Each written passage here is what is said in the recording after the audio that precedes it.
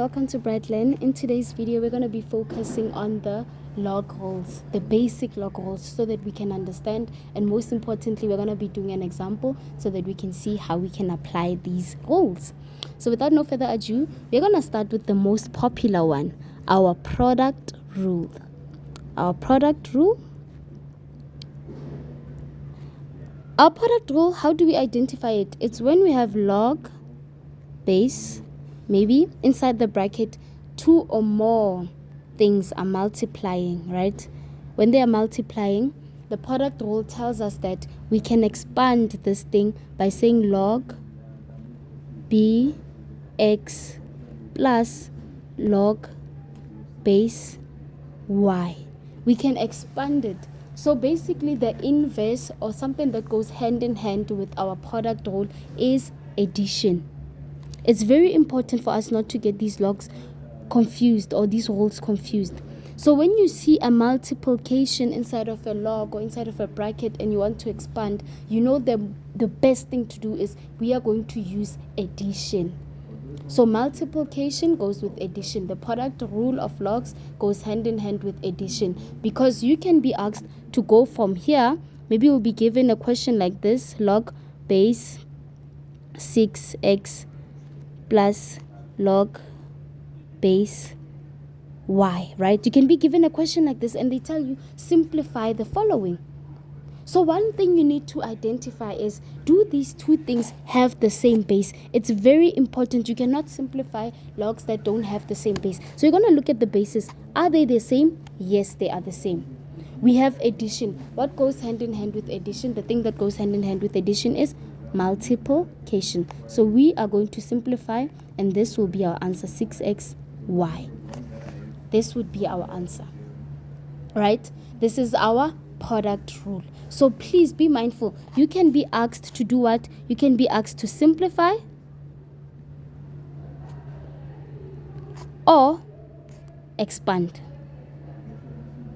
right? When you're simplifying, you're doing this. When you're expanding, you're doing this. That's very important for us to know and to understand. So the second log rule that we are going to be doing is called the quotient rule. The quotient rule is basically the inverse. Not really the inverse. I'm just abusing the English, but it's more or less the opposite of our product rule.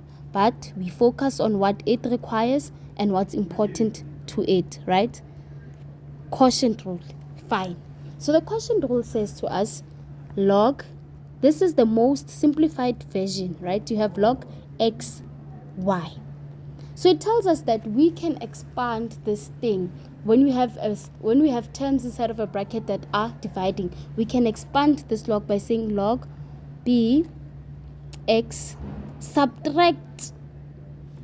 Quotient division goes hand in hand with subtraction. Log b y.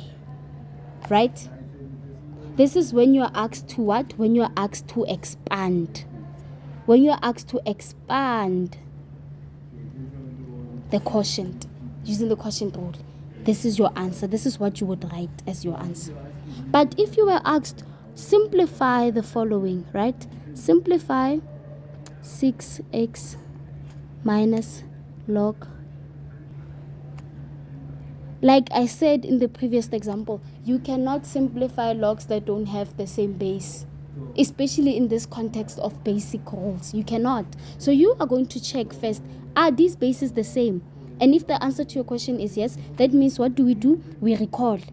Remember that subtraction goes hand in hand with what? With division. Yes. So our simplified answer would be log b 6x all over y. And yes, the first term is the one that will go to the numerator, and the second term will always be the denominator. Confusing it will lead to a huge mistake, and it will lead to loss of marks, right? Fine. Now we have done our second rule. Let's do rule number 3.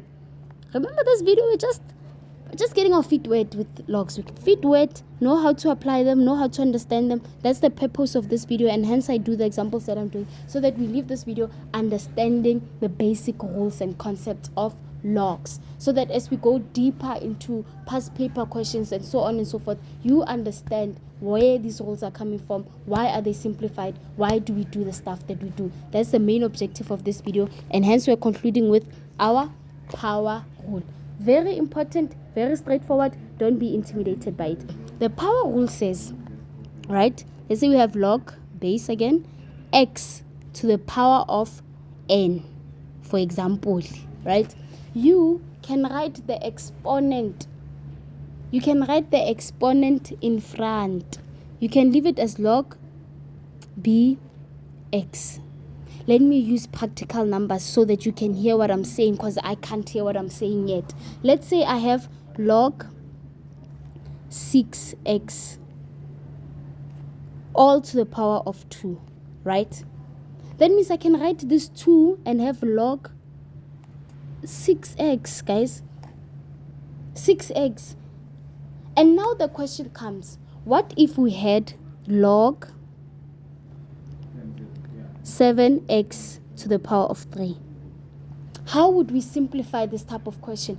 This thing is very, very important. Why is it important for us to look at a question like this? It's important because you need to be careful that this 3 is a cube of x and x alone. And this 2, it's a square of 6x, not x alone. So how do we simplify, or how do we navigate, or how do we apply the power rule in this context? We cannot directly apply the power rule now. But what we can do is start by applying our product rule. We can say log 7 plus log x cubed, right?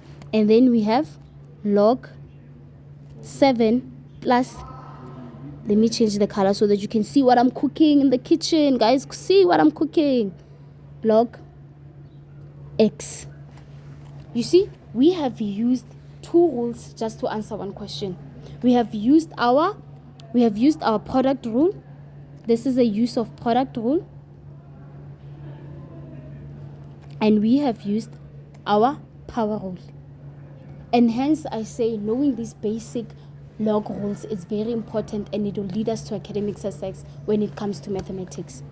I really hope this video was helpful, and can't wait to see you in the next video. Goodbye.